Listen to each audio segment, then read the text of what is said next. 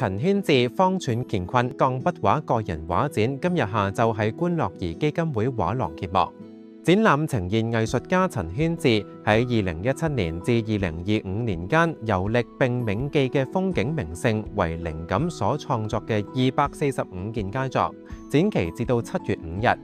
係次展出245件作品，包括56幅鋼筆素描同189幅明信片大小嘅速寫。呢啲作品大多描繪嘅係澳門嘅街道、建築、街角、細節同記憶，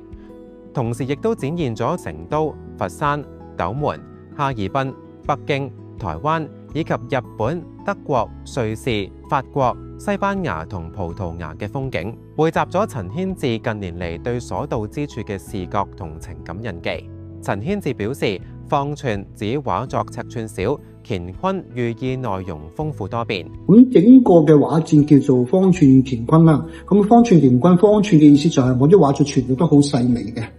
而全部嘅畫作就係由鋼筆畫所組成。咁你見到嘅彩色部分咧，全部都係用墨水嚟嘅。